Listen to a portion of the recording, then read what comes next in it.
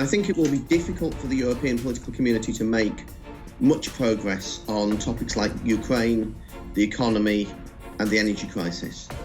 The reason I say that is that it's a very large organisation. It's going to have a lot of countries represented. The more countries that are involved in any issue, the harder it is to get any kind of consensus on that issue.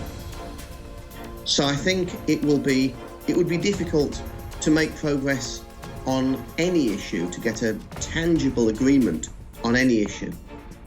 But all of these issues are complex. The situation in Ukraine, the economy, the energy crisis, they're not only complex, they're also interlinked. They interact with each other.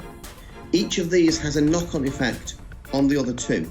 So this is a particularly complex issue. And when you're talking about an organisation which is new, which still has to find its feet, and has got over 40 countries involved, this is going to be incredibly difficult to make tangible, concrete progress.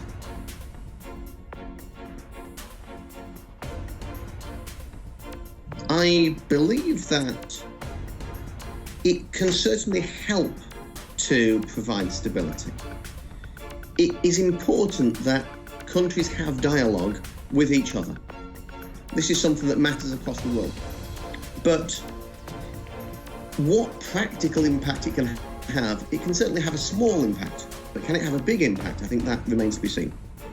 It's very easy to have this plan that Macron wants to introduce this new system, but we don't know whether in practice it will go in the same way as many other supranational institutions have in the past. Will it actually end up achieving the things that Macron says he wants it to achieve, or will it end up with the same structural problems that other organisations have ended up with in the past? And that is what remains to be seen.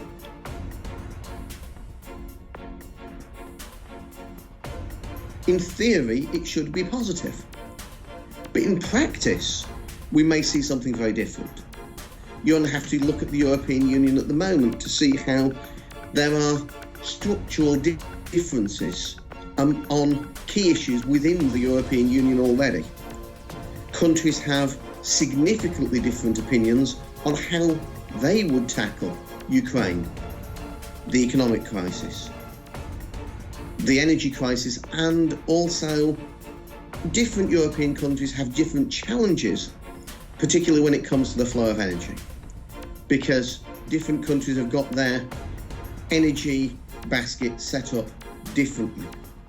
So when you already have that tension within the EU 27, when you have a forum discussing those same issues, which is much broader, of course you're going to have an even bigger difference of opinion.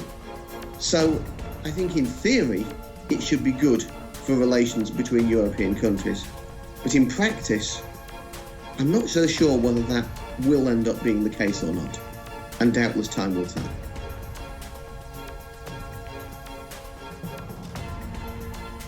I don't think this can be achieved now.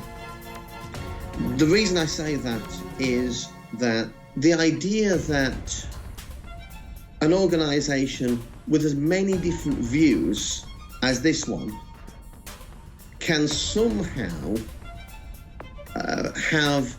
give the European Union, which is a smaller organisation in terms of numbers, dominance, doesn't really make any sense to me. I don't see how this organisation can neutralise NATO, because it's not something which will be a decision-making body. So I think it's difficult to imagine, certainly within the next few years, that this organisation would become a significant global power bloc.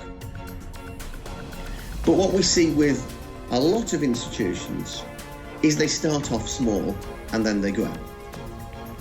And the question is what they grow into later. So certainly in the next decade, I would say there is no chance that this organisation can achieve those aims, that it can make the European Union dominant or neutralise NATO or contain the United States. I don't see a new organisation like this with so many opinions around the table as being able to do that now.